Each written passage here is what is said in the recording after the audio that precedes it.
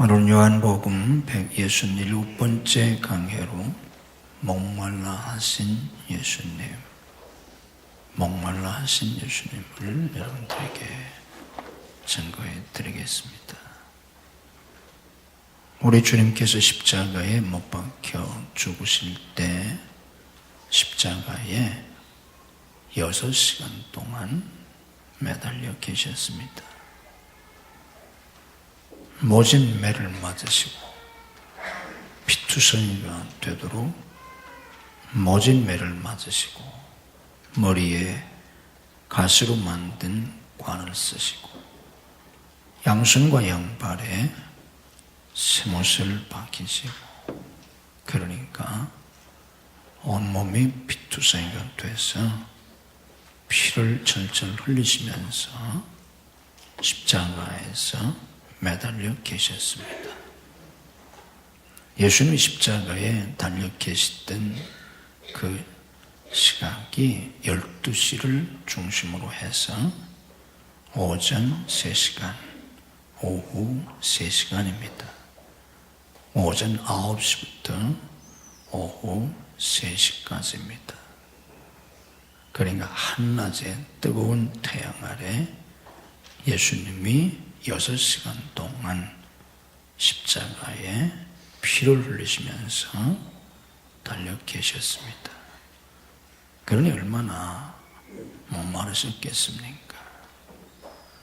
그래서 예수님이 죽으시기 바로 직전에 내가 목마르다 하셨는데, 이건 그때 예수님의 육체적 상황이 목마를 수밖에 없는, 정말 많은 피를 흘리시고 땀을 흘리시며 그 뜨거운 태양 아래 정말 목마르신 그런 상황이었기 때문에 내가 목마르다 하셨습니다.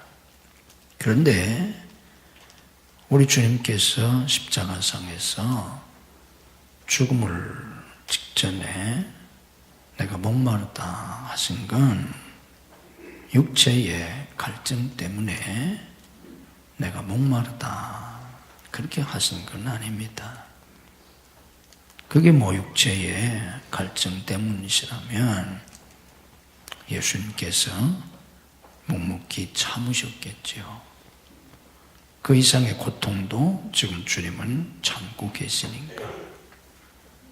그래서 내가 목마르다 주님이 말씀하신 건 단순히 예수님이 지금 육체적으로 목마르시기 때문에 그런 말씀을 하신 것만은 아닙니다.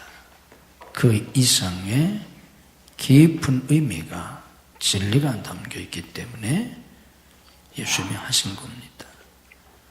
이래서 성경이 신비한 책입니다. 우리가 성경을 그냥 세상 책을 보듯이 그런 각도에서 성경을 보면 아무것도 모르게 됩니다. 성경은 비밀의 책이고 신비한 책입니다. 디모데후서에서 말씀하고 있는 것처럼 성령의 감동으로 쓰여진 책이 아닙니까? 적어도 성령의 감동으로 쓰여진 책인데 얼마나 그 속에 신비가 많겠습니까?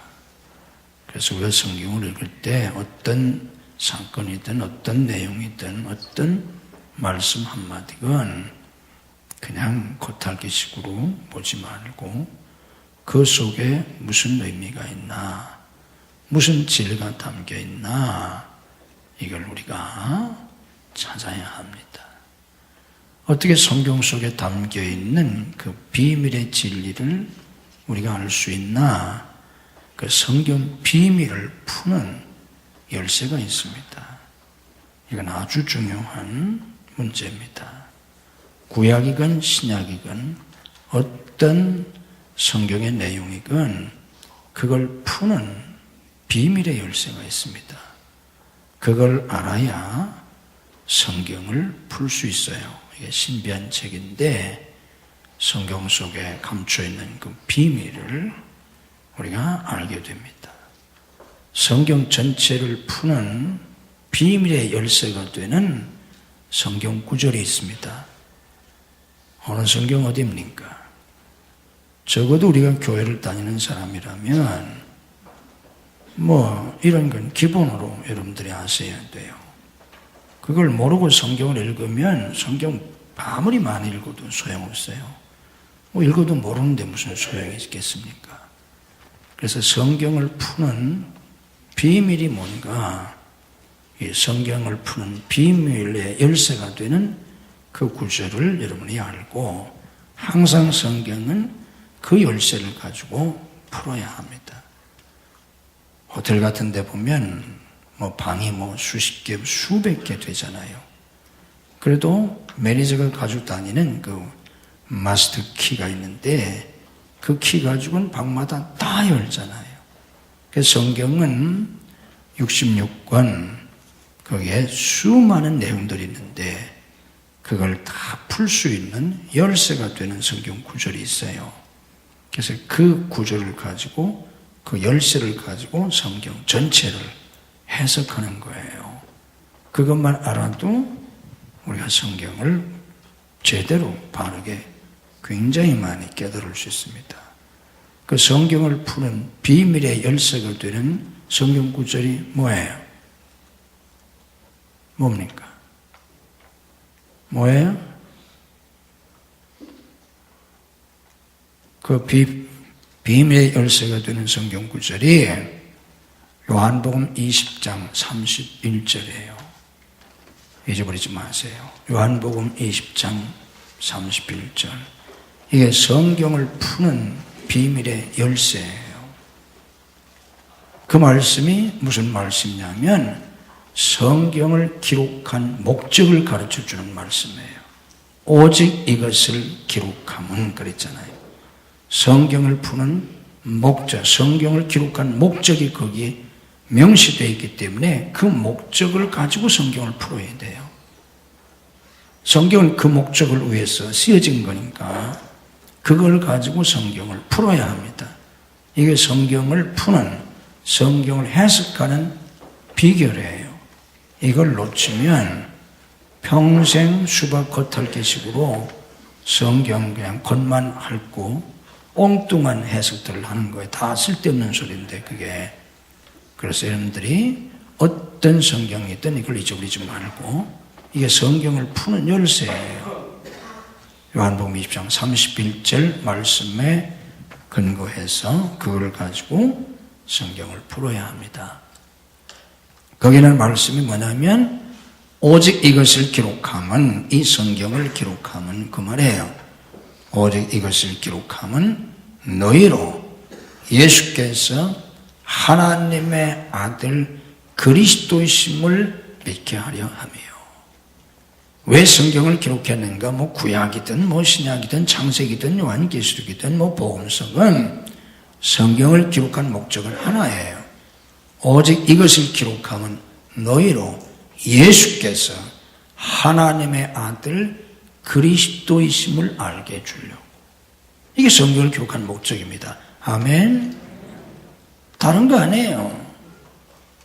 성경을 우리에게 주신 이유는 예수님이 하나님의 아들 그리스도이심을 알고 그걸 깨닫고 믿게 하려고. 그럼 그걸 믿어서 뭐 하려고 하느냐? 그걸 믿어서 뭐 하려고 한다고요? 그 이름을 힘입어 생명을 얻게 하려 합니다. 이게 성경을 기록한 목적이에요. 성경은 이걸 위해서 기록해 주었기 때문에 여러분이 어떤 내용을 보든지 이 열쇠를 가지고 성경을 풀어야 합니다. 오늘 보는 말씀도 마찬가지예요. 예수님께서 십자가에서 마지막 운명하시기 전에 왜 목마르다 하셨나? 그냥 단순히 목마르기 때문에 예수님이 내가 목마르다 그러신 거 아니에요. 그럼 예수님이 왜 목마르다 그것만 하셨어요? 예수님이 지금 아파 죽겠는데 내가 아프다, 너무 아프다, 요한에게, 베드로에게 혹은 예수님 어머니 마리아에게 제가 지금 너무 아파요, 아파 죽겠어요, 베드로야, 요한아, 내가 지금 너무 아프다, 그런 말씀 하셨어야 되잖아요. 예수님이 그런 말씀 하셨어요? 한마디도 안 하셨어요. 왜 안 아파서? 어떻게 안 아파? 죽도록 매를 맞아서 피투성이가 되고, 머리에 가시로 관을 만들어서 가시로 만들고 그냥 푹 그냥 머리에 뒤집어 씌웠으니까 얼마나 아프겠어요. 그리고 거기서 피가 철철 흐르고 양손과 양발에 큰 대못을 박아가지고 피가 흐르고 거기에 매달리는데 얼마나 괴롭겠어요. 그 예수님 그런 말씀 한마디도 안 하셨잖아요. 근데 왜 내가 목마르다 이 얘기는 왜 하셨어요? 그냥 단순히 목마르기 때문에 하신 말씀이 아니에요. 왜 이런 말씀을 하셨나? 뭐라고 그랬어요? 오늘 본문에 뭐라고 그랬습니까? 그 후에 예수께서 모든 일이 이미 이루어진 줄 아시고 성경을 응하게 하려 하사 이르시되 내가 목마르다 하시니. 왜 목마르다 하셨다고요? 성경을 응하게 하려 하사. 성경을 응하게 하시려고 그래서 목마르다고 일부러 하신 거예요, 예수님이. 그러면 여기 성경을 응하게 하려 하셨다는 말씀이 무슨 뜻이에요? 여기 성경이 무슨 성경을 가리켜요? 말할 것이 구약 성경이죠.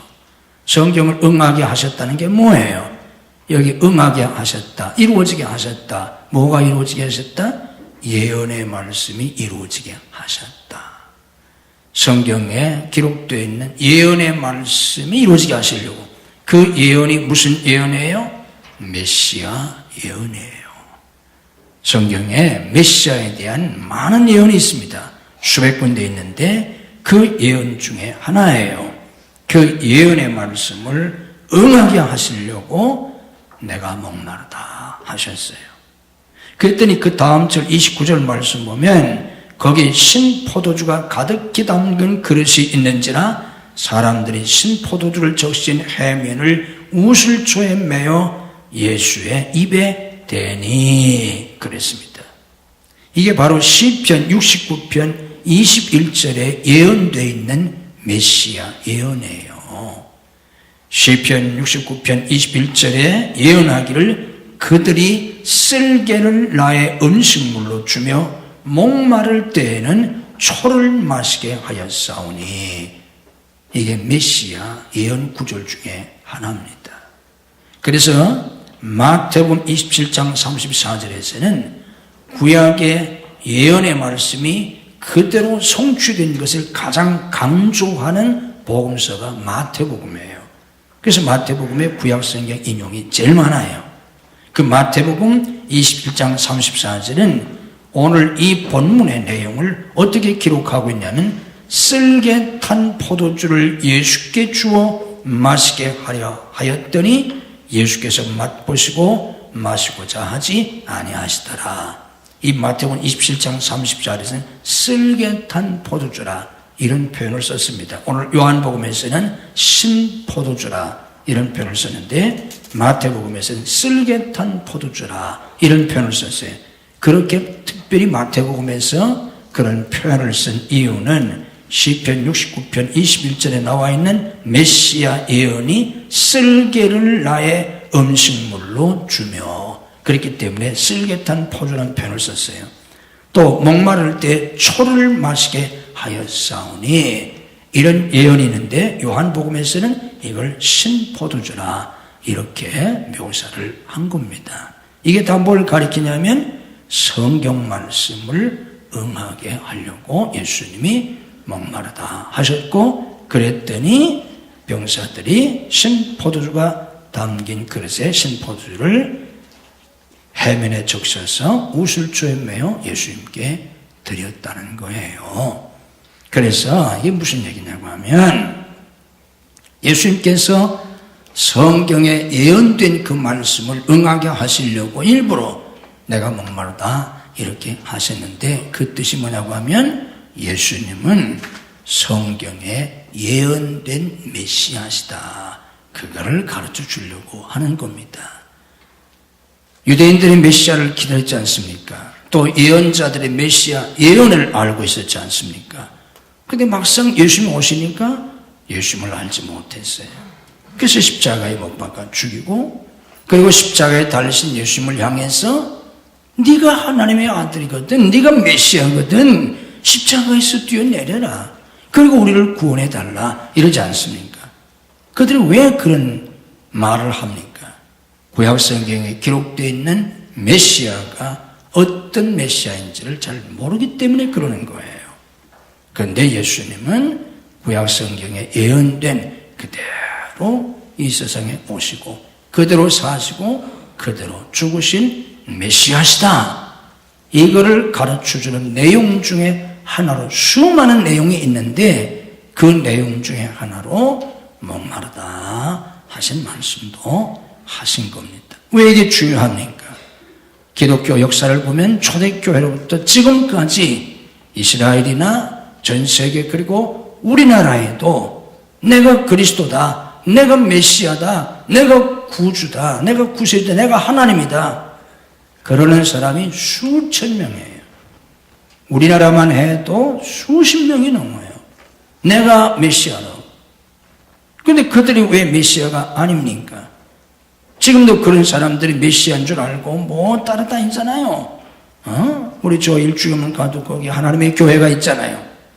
하나님의 교회는 하나님의 교회가 아니요. 안상홍이를 하나님으로 믿는 그런 말도 안 되는 교회지. 저 분당에도 있고 하나님의 교회. 그 안상홍이가 어떻게 구세주입니까? 말도 안 되잖아요. 그런 사람이 전 세계적으로 수천 명이에요. 그런데 왜 그들이 절대로 그리스도가 될 수 없나? 왜 그래요? 그리스도는 어느 날 갑자기 나타나서 내가 그리스도다? 그런다고 그리스도가 되는 게 아니에요. 구약 성경의 선지자들을 통해서 수백 군데 예언해 놓았어요. 그 예언의 말씀대로 오신 분만이 그리스도예요. 그러니까 메시아는 그리스도는 어디서 태어난다고 하셨습니까? 동방박 사람들이 예루살렘에 와서 물었잖아요. 여기 메시아가 난 줄 알았는데 왕이 나신 줄 알았는데 없으니까 헤롯 왕이 서기관들을 불러다가 물었잖아요. 그리스도가 어디서 난다고 예언됐냐? 그러니까 성경은 잘 아는 사람들이니까 유대 땅 베들레헴입니다 그랬잖아요. 맞잖아요. 메시아는 유대 땅 베들레헴에서 태어나신다고 예언이 되어 있어요. 그런데 어떻게 한국에서 태어난 사람이 메시아가 돼요? 말도 안 되는 소리예요. 어디 한국에서 메시아가 난다고 그랬어요? 어디 일본에서 메시아가 납니까? 어디 미국에서 메시아가 나요? 말도 안 되는 거예요. 아무데나 그냥 나가지고 내가 메시아다 뭐 그런다고 메시아가 돼요? 그거 다 가짜예요. 왜 가짜느냐? 내용도 가짜지만 예언의 말씀대로 그들이 온 사람들이 아니에요. 그래서 특별히 마태복음에서는 예수님께서는 예언의 말씀 그대로 탄생하시고 그대로 사시고 그대로 죽으신 분이다. 그래서 구약 성경을 굉장히 많이 인용하고 있어요. 특별히 마태복음에서. 그래서 예수님이 성경 말씀을 응하게 하려 하셨다는 것도 그것을 통해서 예수님이 예언대로 오시고 예언대로 죽으시는 예언의 말씀대로 오신 메시아시다. 그거를 가르쳐 주려고 그래서 그렇게 하신 겁니다. 성경이 기록된 목적이 뭐라고요? 예수님이 하나님의 아들 그리스도이심을 알게 하려고. 그래서 뭐 구약시대 때 여러 가지 제사법도 의식도 모든 게 다 그걸 가르쳐 주려고 하는 거예요. 장차 오실 예수님께서 사실 한평생의 공생의 활동도 마지막 십자가의 죽음도 결국은 예수님이 하나님의 아들 메시아다 그리스도시다 그걸 가르쳐 주려고 하는 겁니다. 그래서 목마르다 하신 것도 예수님께서 구약 성경에 예언된 그 말씀 그대로 오셔서 그대로 죽으시고 그대로 하신 메시아다 이걸 가르쳐 주려고 하는 겁니다. 아멘. 믿으시길 주님의 이름으로 축복합니다. 그런데 예수님께서 목마르시다 그러니까 거기 요한복음에 의하면 신포도주를 적신 해면을 우슬초에 매어 예수님 입에다 대었습니다. 우슬초에 끼어서 우슬초는 풀이에요. 뭐 이렇게 뭐 큰 풀도 아니고 뭐 줄기가 한 60cm 정도밖에 안 되는 이런 풀인데 그 우슬초에 그 신포도를 해면에 적셔가지고 이렇게 해서 예수님 입에 대었다 그 말이에요. 그런데 왜 하필이면 막대기에다가 무슨 뭐 이렇게 그걸 꿰어서 매달아가지고 예수님께 입에 대드린 것도 아니고 우슬초에 왜 그것을 메어가지고 예수님 입에 적셔드렸나? 그게 뭘 가르쳐 주느냐? 이거 다 이게 그냥 이런 게 아니에요. 이게 다 이건 의미가 있어서 그런 거지. 이거 왜 이렇게 하셨냐고 하면 그게 뭐예요? 예수님의 십자가 죽으심이, 이 예수님의 십자가 사건이 뭐라는 거예요? 구속 사건이라는 거예요. 이게 괜히 예수님께서 십자가에 못 박혀 죽으신 게 아니고, 그래서 유대인들이 네가 하나님의 아들이든 십자가에서 뛰어내려라. 아니 왜 하나님의 아들이 왜 십자가에서 그렇게 힘없이 죽냐? 그래가지고 우리를 어떻게 구원하겠냐? 너부터 뛰어내리고 우리를 구원해라 그랬잖아요. 이건 다 성경을 몰라서 그러는 거예요. 예수님이 십자가에서 하나님의 아들이심에도 불구하고 그렇게 십자가에서 죽은 이유가 뭐냐? 그거는 뭐라는 거예요? 구속 사건이라는 거예요. 대속 사건이라는 거예요. 무슨 얘기인지 아시지 않습니까?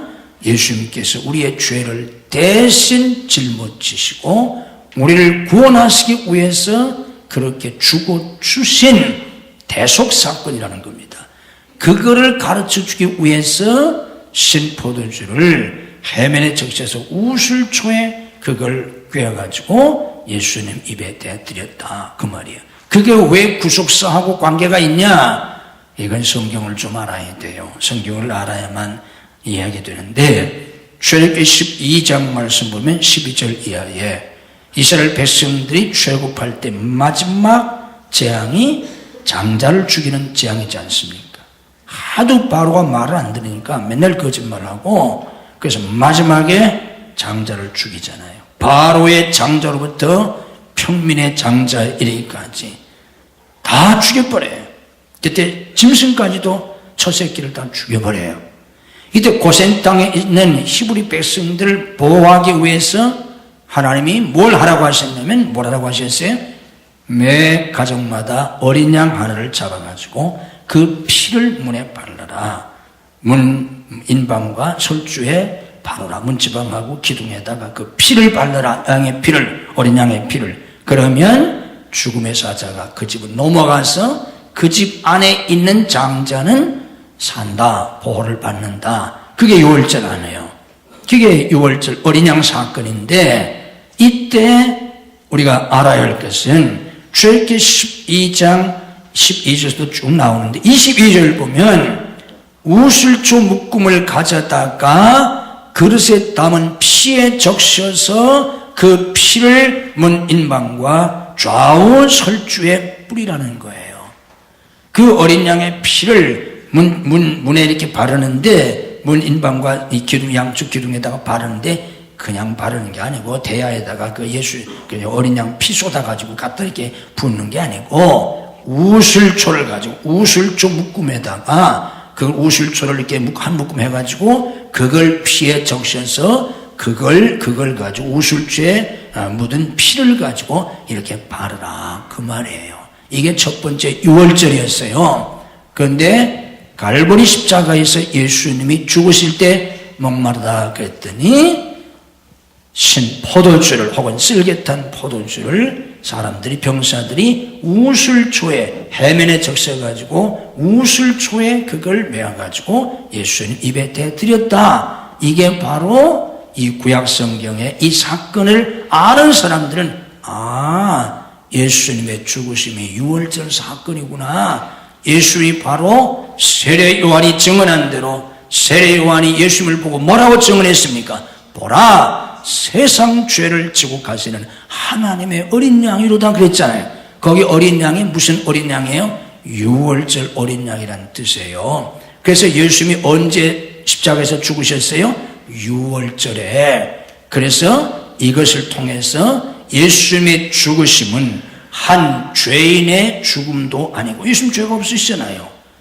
한 힘없는 자의 죽음도 아니고 하나님의 아들이시오 그리스도신데 왜 십자가에서 죽으셨냐?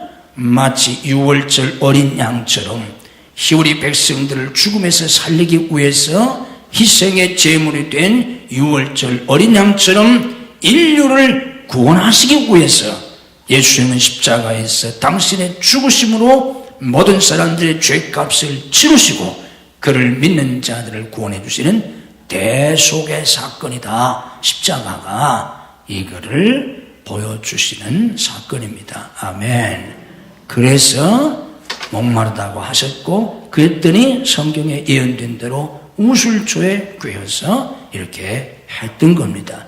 이걸 통해서 가르쳐 주려고 하는 건 뭐예요? 그게 다 예수님은 그리스도시라는 거예요. 하나님의 아들 그리스도시다. 아멘. 그런데 그 그리스도가 무슨 그리스도예요? 그때 당시 유대인들은 위대한 왕으로 오셔서 강력한 힘을 가지고 모든 원수의 세력을 다 물리치고 위대한 유다 제국을 건설해 주는 그런 왕으로서의 메시아, 제왕으로서 오는 메시아를 기대하고 있었어요. 그럼 어떻게 되니까? 그러면 자기들이 세계를 지배하게 되잖아요.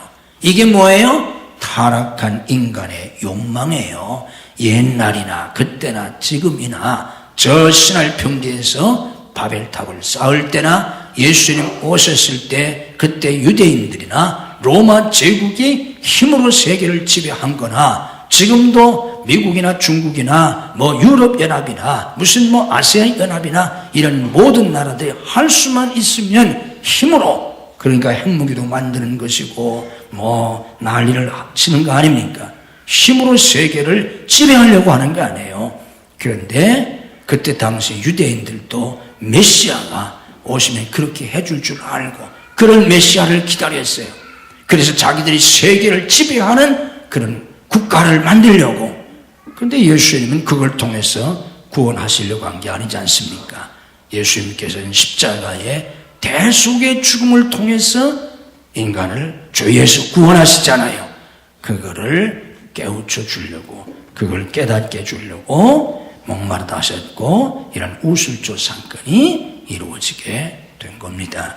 이걸 통해서 예수님은 하나님의 아들 그리스도 십자가에서 대속의 죽음으로 우리를 구원하시는 그리스도시다 하는 것을 보여주신 사건입니다.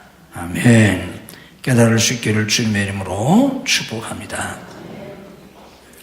또한 이 사건은 이렇게 십자가의 대속의 은혜를 통해서 우리를 구원해 주신 주님은 아담이 에덴 동산에서 범죄하면서 하나님에게서 쫓겨나고 에덴 동산에서 쫓겨난 이후에 그 이후 모든 아담의 후예들은 이 세상 어떤 것으로도 해결할 수 없는 영혼의 목마름, 내면의 목마름 속에 살아가는데 십자가의 그리스도가 우리를 구원하셔서 믿는 자들에게 생명을 주시고 그뿐만 아니라 뭐예요? 그들에게 보혜사 성령을 보내주셔서 그 성령의 생수를 마심으로 그들이 다시는 목마르지 않는 삶을 살게 해 주신다 하는 것을 우리에게 보여주시는 사건입니다. 그래서 예수님이 십자가에서 그 타는 듯한 목마름, 온갖 피를 쏟으시고 땀을 쏟으시고 그리고 뜨거운 태양 아래 정말 그 타는 목마름을 십자가상에서 예수님께서 고스란히 당하시면서 예수님이 그런 고통을 당하실 이유가 뭐가 있어요? 또 예수님께서 당신 자신을 위하신다면 능력이 많으신 분인데 하늘에서 옥수같이 피를 쏟아지게 하실 수도 있고 반석에서도 땅에서도 샘이 터지게 하실 수 있는 분인데 예수님이 그런 고난을 당하시겠어요? 그것을 통해서 에덴을 떠난 인간들의 그 처절한 목마름, 타는 듯한 목마름, 그걸 예수님이 대신 담당하시고 그를 믿는 자들에게 성령의 생수를 주셔서 다시는 목마르지 않는 그런 삶을 살게 주신다 하는 것을 우리에게 보여주시는 사건입니다. 아멘. 에덴을 떠난 인간은 하나님을 떠나면서부터 그 어떤 것으로도 채울 수 없는 영혼의 목마름을 안고 살아갑니다. 인간은 하나님 없이는 살 수 없는 존재예요. 하나님이 생명의 근원이시요 생수의 근원이에요. 거기서 떨어져 나갔으니까 결코 영혼의 만족을 누릴 수가 없지 않습니까? 그런데 하나님은 없으니까 하나님 대신에 다른 것으로 채우려고 부단하게 애를 쓰는 거예요. 그 대표적인 게 돈이에요. 그래서 말라기서에도 너희가 하나님께로 돌아오라 그럴 때 11조와 헌물을 가지고 돌아와라 한 것도 돈 때문에 하나님을 떠났고, 하나님을 떠난 인간은 결국 돈으로 채우고 살려고 하기 때문에 그런 말씀을 하시는 거예요. 산상수훈에서 너희가 하나님과 재물신을 겸하여 섬길 수 없다, 그런 말씀을 하신 것도 하나님을 떠난 사람들은 결국 돈으로 만족하고 돈으로 채우고 살려고 하기 때문에, 돈 믿고 살려고 하기 때문에 그런 말씀을 하시는 거예요. 하나님을 떠난 사람은 돈에 대한 욕망을 가지고 돈으로 채우고 영혼의 목마름을 돈으로 해결하려고 그렇게 살아가고, 어떤 사람은 명예의 목마름을 가지고 명예로 채우려고, 권세로 채우려고, 쾌락으로 채우려고 사람들이 발버둥 치잖아요. 왜 사람들이 그렇게 돈돈합니까? 돈은 살아가는 데 필요해요. 특히 자본주의 사회에서는 돈은 필요하지만 그렇게 돈할 것까지는 없어요. 그리고 사람이 살아가는데 그렇게 많은 돈이 필요한 것도 아니고, 근데 수백억, 수천억, 수조를 가진 사람이 죽을 때까지 돈 벌다가 죽잖아요. 그 자기가 그렇게 번 돈 쓰지도 못할 텐데, 쓰지도 못할 돈 그거 왜 이렇게 벌려고 애를 씁니까? 얼마나 어리석어요. 다 그러면 나중에 자선사업 하려고, 자선사업은 무슨 자선사업을 해요? 그래도 미국의 기독교인들은 그래도 자선사업을 좀 많이 하지만 한국 재벌들, 한국의 부자들, 그들은 뭐해요? 기껏 하는 게 자식한테 밀려주잖아요. 자식한테 그렇게 많은 돈을 물려줄 필요가 뭐가 있어요? 자식 가르쳐주고 살 만큼 그냥 물려주면 되는 거고, 살 만큼 물려준 돈 없으면 어때요? 가르쳐주면 되는 거고, 가르쳐줄 돈이 없으면 어때요? 먹여만 주면 되는 거고, 부모가 그런 거지 그 이상입니까? 부모가 너무 자식에게 대해서 지나친 생각을 가질 필요도 없어요. 자기들 형편에서 최선을 다해서 하면 되는 거, 나머지는 자식들이 할 몫인 거지. 그런데 그 많은 재산 모아가지고 사회사고를 합니까? 남을 도와주기를 합니까? 하나님을 위해서 한 푼을 쓰긴 합니까? 지금 먹기를 합니까? 쓰기를 합니까? 죽으라고 벌어가지고 결국 자기는 죽고 기껏해 자식에게 물려주는 건데, 이게 얼마나 어리석은 삶이에요. 근데 왜 그렇게 사느냐? 하나님이 없으니까 그걸 가지고 만족하려고 하는 거예요. 왜 그렇게 명예를 추구합니까? 그 아무것도 아닌 명예인데. 여러분, 명예는 생각하기에 따라서 이쪽에서 생각하면 아무것도 안 해요. 그런데 그 명예의 욕에 빠져가지고, 그게 뭔데? 그게 아무것도 아니잖아요. 어떤 사람은 권력 욕에 빠져가 평생 권력을 쫓아다니고, 제가 아는 사람은 어마어마한 돈을 벌었는데 미국에 가서 억만장자가 됐어요. 백만장자가 아니라 억만장자가 됐는데, 이 사람이 정치에 빠져가지고 권력욕에 빠져가지고 그 많은 재산 다 잃어버렸어요. 다 잃어버렸어요. 지금 연금 받아가지고 살고 앉았어요. 미국에 가면 우리나라하고 노인연금처럼 이 극빈자들에게 주는 게 있어요. 최소 생활비 주는 게 있는데, 그 억만장자가 애들도 다 벤츠 타고 다니던 그 집안인데 권력욕에 빠져가지고 정치에 쫓아다니다가 거지 돼가지고 지금 그거 받아가지고 지금 살고 있더라고. 왜 그래요? 그것으로 만족감을 채우려고 발버둥 치기 때문에 그런 거예요. 어떤 사람은 술에 빠져서, 어떤 사람은 마약에 빠져서, 어떤 사람은 노름에 빠져서, 어떤 사람은 여자에 빠져서. 왜 그럽니까? 다 그런 쾌락으로 채우려고 하는 거예요. 영혼의 목마름을.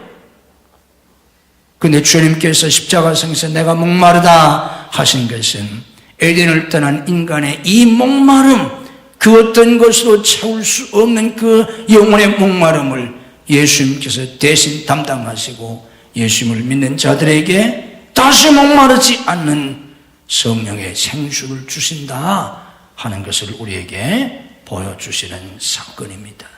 그래서 주님께서는 수가성 사마리아 여인 결혼을 5번씩이나 했고 남편 5이나 두었지만 결국은 지금 또 다른 남자하고 살고 있는 이 기구한 운명을 살아가는 그 불쌍한 여인에게 주님이 말씀하시잖아요. 이 물을 먹는 자마다 다시 목마르다. 내가 주는 물을 마셔라. 내가 주는 물을 마시는 자는 다시는 목마르지 않다. 영원히 목마르지 않다.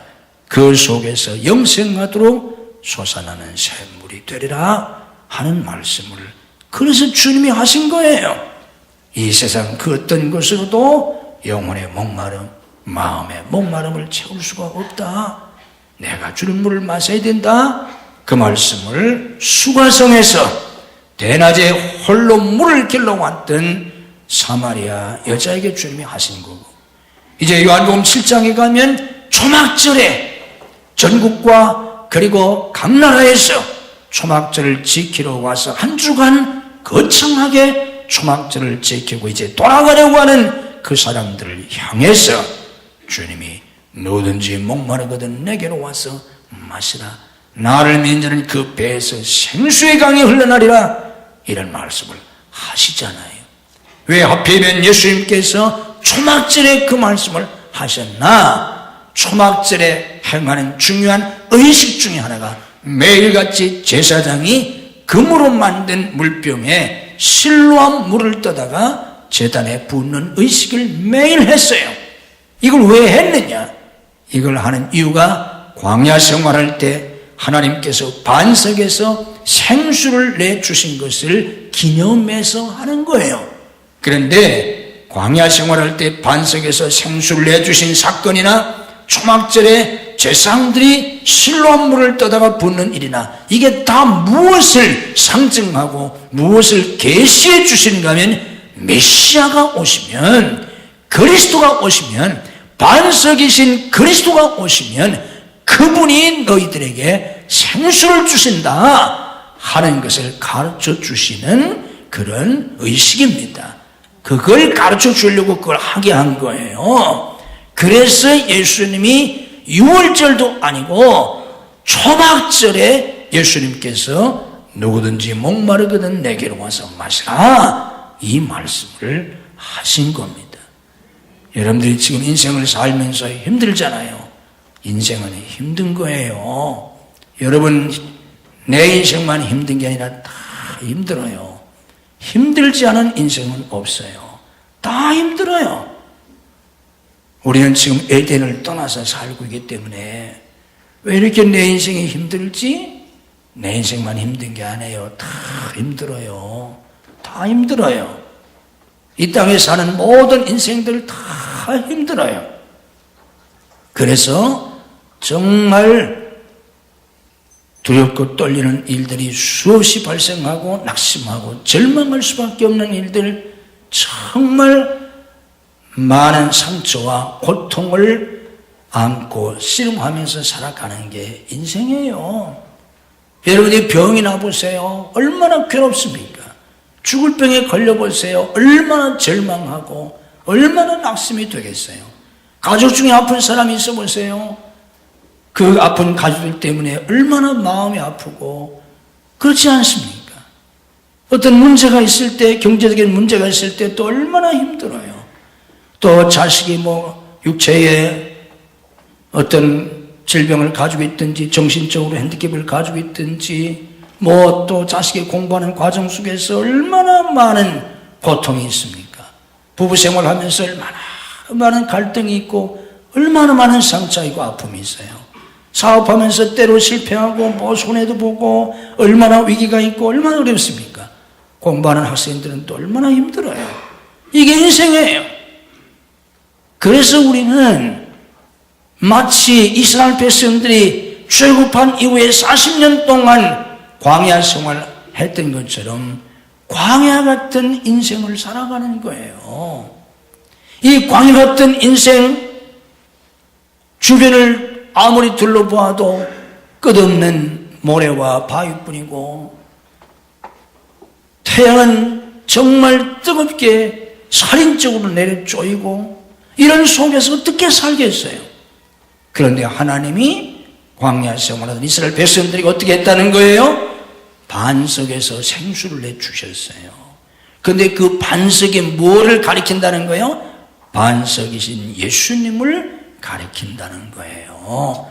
예수님이 오셔서 이 광야 같은 인생을 살아가는 우리를 위해서 생수를 주신다는 뜻입니다.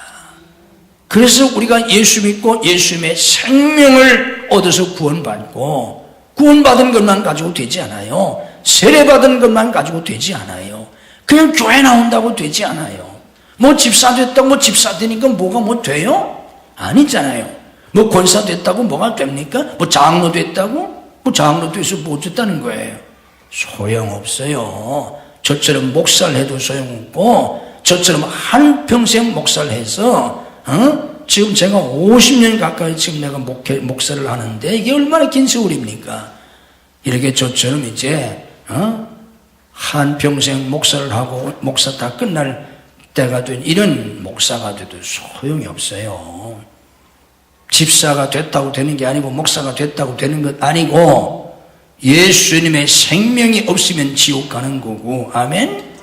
목사라고 뭐 목사라서 천국 갈 줄 알아요? 목사 때문에 천국 가는 법이 없어요. 집사 때문에 무슨 천국을 가요? 어림도 없어요. 집사 때문에, 장로기 때문에, 목사 때문에 천국 가는 게 아니라 예수를 믿고 예수님의 생명이 있기 때문에 천국 가는 거고. 아멘? 우리가 무슨 뭐 집사건 장로건 무슨 뭐 저처럼 목사건 저처럼 한평생 목사만 했건 그거 소용없어요. 우리는 다 광야 같은 인생을 살아요. 이 세상은 그런 거예요. 문제투성이 속에서 살아가는 거예요. 그래서 정말 하루도 편하게 살 수 없고 한 시간도 편하게 살 수 없고 정말 눈물이 앞을 가리고 저녁에도 눈물로 잠을 이루지 못하고 안타까움으로 두려움으로 잠을 자지 못하고 하루하루가 정말 버티기 힘든, 견디기 어려운 그런 일 속에서 살아가는 게 이게 인생이에요. 집사도 그렇다. 그런 말에 장로도 그렇고 목사도 그렇고 뭐 목사는 목사님은 편할 줄 아세요? 그럼 다 목사하지 뭐라 뭐 집사관 되세요? 목사는 더 해요. 해보세요. 그러니까 다 안 하려고 하잖아 요즘 애들이. 그런 게 인생인데 어떻게 이런 속에서 우리가 평안을 누리며 소망을 가지고 용기를 가지고 기쁘게 살 수 있냐? 이게 인생인데 그게 바로 뭐예요? 예수님이 주시는 성령의 생수를 마시라는 거예요. 이걸 바울 사도는 에베소장 18절에서 뭐라고 말했냐면 오직 성령으로 충만을 받으라 그랬습니다. 성령으로 충만을 받으라. 성령으로 내 심령이 가득 채워져야 한다. 그런 뜻입니다. 그러면 이 성령의 충만함을 통해서 우리가 정말 두려울 수밖에 없고 정말 염려하고 근심할 수밖에 없고 정말 낙심이 되고 정말 슬프고 눈물이 나고 정말 울어도 끝도 없고 해결될 기미도 없고 정말 아픈 정말 더 이상 버틸 수 없는 그런 상황 속에서 우리가 산다고 할지라도 바울 사도가 빌립보 4장 4절에서 말씀한 것처럼 기뻐해라. 항상 기뻐해라. 어떻게 기뻐해요? 죽을 지경인데 지금 기쁘기는 고사하고 지금 숨도 못 쉴 지경인데 어떻게 기뻐합니까? 뭐라고 그랬어요? 기뻐해라. 내가 다시 말하노니 기뻐해라. 어떻게 기뻐하라고? 주 안에서 기뻐하라. 아멘. 주님 안에서 기뻐하라는 거예요. 주님 안에서 어떻게 기뻐합니까? 그게 바로 성령 충만함 속에서 기뻐하라는 뜻이에요. 성령의 9가지 열매 중에 첫 번째 열매가 뭡니까? 사랑이에요. 두 번째 열매가 뭐예요? 기쁨이에요. 그래서 그냥 우리가 기쁘게 살 수 없어요. 문제가 많기 때문에 울어도 끝이 없는데 어떻게 기쁘게 살겠어요? 낙심하고 절망이 되는데 어떻게 살겠습니까? 그런 속에서 주님이 주시는 생수, 그게 바로 믿는 자들의 받을 성령을 가리켜 말씀하신 것이라고 요한복음 7장에서 말씀했지 않습니까? 그 성령의 충만함, 끝없는 성령의 충만함, 그걸 통해서 우리는 마치 생수를 마셔서 모든 갈증이 해소된 사람처럼 영혼의 충만함을 누리며 살 수 있다 하는 것을 예수님이 십자가에서 내가 목마르다 하는 이 말씀, 그리고 그 뒤에 사람들이 우슬조에 신포도주를 꿰어서 준 그 사건을 통해서 우리에게 계시해 주시는 겁니다. 성령을 통해서 깨달을 수 있기를 주님의 이름으로 축복합니다. 그리고 날마다 성령을 의지하시고 날마다 기도하고 새벽을 깨워서 기도하고 주야에 기도하고 그냥 기도하지 말고 실제로 성령의 충만함을 받아서 성령의 충만함으로 이 광야 같은 세상이지만 날마다 충만한 삶을 살 수 있는 저와 여러분 모두가 되시기를 주님의 이름으로 축복합니다. 모진 매를 맞고 철철 피를 흘리시며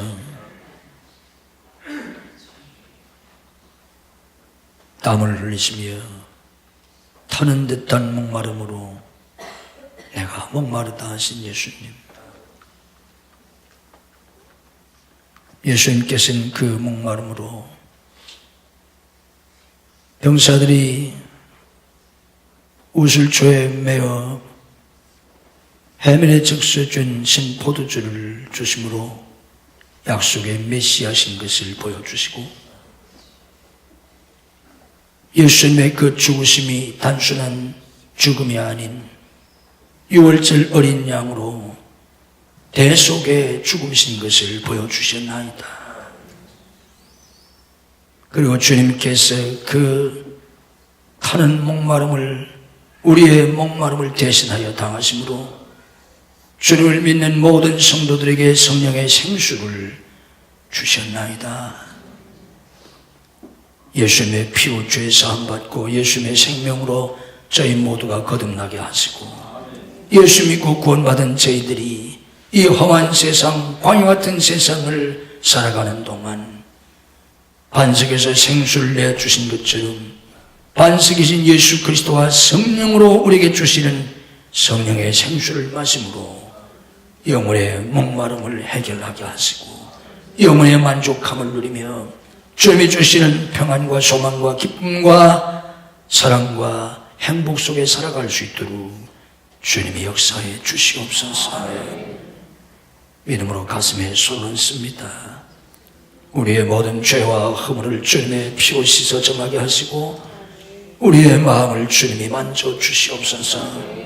두려워할 수밖에 없고 떨 수밖에 없고 낙심할 수밖에 없고 절망할 수밖에 없고 슬퍼할 수밖에 없고 탄식할 수밖에 없는 이러지도 저러지도 못하는 절망적인 상황 속에 우리의 환경이 그러할지라도 오 하나님, 성령의 충만함을 통해서 믿음을 갖게 하시고 소망과 용기를 갖게 하시고 성령의 충만함 속에 기쁨을 가지며 평화를 누리며 살아갈 수 있도록 은혜를 주시기를 원합니다. 이것은 오직 성령을 통해서 주시는 하나님의 은혜로서만 가능함을 믿습니다. 우리의 심령을 주님이 만져 주시옵소서. 모든 상처들을 씻어주시고 모든 두려움을 몰아내 주시고 모든 염려와 걱정을 주님이 제하시고 모든 슬픔과 탄식과 절망을 주님이 물리쳐 주시고 믿음으로 소망으로 사랑으로 평안으로 기쁨으로 채워 주시옵소서. 날마다 성령을 의지하고 성령의 충만함을 구하고 날마다 순간마다 실제적인 성령의 충만함 속에 우리가 그런 삶을 살 수 있게 해 주옵소서. 오늘도 아버지 앞에 나와 예배하는 손들을 머리 위에 안수하시고 하늘의 지혜와 총명과 명철을 주셔서 하늘의 진리를 깨닫게 하시옵소서. 믿음을 갖게 하시옵소서.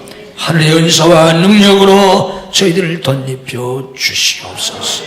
우리의 병들고 약한 영혼과 육신과 마음도 주님의 능력으로 치유해 주옵소서. 이 시간 믿음으로 아픈 곳에 손을 얹습니다. 아픈 가족들을 대신해서 손을 얹습니다. 이 시간도 치유의 능력으로 우리를 고쳐 주시옵소서. 내가 나사렛 예수 그리스도 이름으로 명하노니 우리와 우리 가족들을 괴롭히는 모든 병만은 다 물러갈지어다. 예수님의 이름으로 치유될지어다. 예수님의 이름으로 건강이 회복될지어다. 예수님의 이름으로 강건할지어다.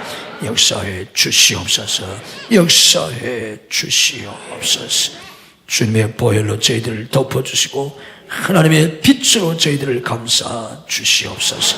천군 천사 동원하여 울타리를 삼아 지켜주시옵소서. 우리 가정을 속히 인가구도시켜 주시옵소서. 온 가정이 하나님을 섬기며 복받고 쓰임받는 믿음의 가정들이 되게 하옵소서. 가정을 파괴하려고 하는 모든 사탄의 세력을 주님이 결박하시고 물리쳐 주옵소서. 내가 나사렛 예수 그리스도 이름으로 명하노니 우리와 우리 자녀들의 가정을 파괴하려고 하는 모든 사탄의 세력은 성령의 결박을 받고 다 물러갈지어다. 우리 자녀들을 축복해 주옵소서.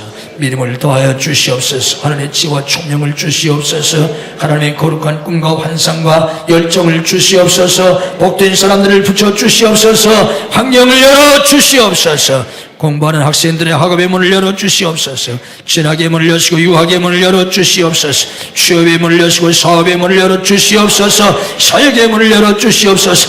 결혼의 문을 여시고 퇴문을 열어 주시옵소서. 예수님의 이름으로 열릴지어다. 역사해 주시옵소서. 성도의 직장과 사업을 붙드시고 축복해 주시옵소서. 형통하고 장烈게 되게 하시옵소서.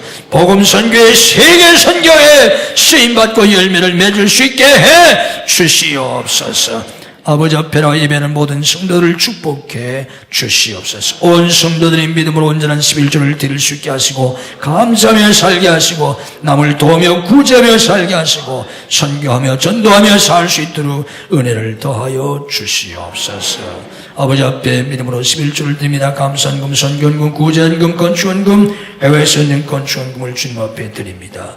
주님이 기뻐 받으시고 하늘과 땅이 보로 금세와 내세 입으로 자녀와 후손의 복으로 영육의 강건함으로 삶의 형통함으로 사역의 풍성한 열매로 복의 복을 더하여 주시옵소서. 믿음의 명문가를 이루게 해 주시옵소서. 아버지 앞에나 예배드리는 모든 성도를 축복하시고 병상에서 나오지 못한 성도를 찾아가셔서 능력의 손으로 일으켜 주시옵소서. 줄 다 죽이는 성도들, 해외에 나가 있는 가족들, 군문에 나가 있는 아들들, 유학생들을 지키시고 축복해 주옵소서. 믿음이 연약하여 주의를 성수하지 못하는 성도들에게 주의를 성수할 수 있는 믿음을 더하여 주옵소서. 이 한 주간에 주님이 주시는 은혜와 축복이 넘치는 복된 한 주간이 되게 해 주옵소서. 예수님 이름으로 축복하며 기도하옵나이다. 아멘.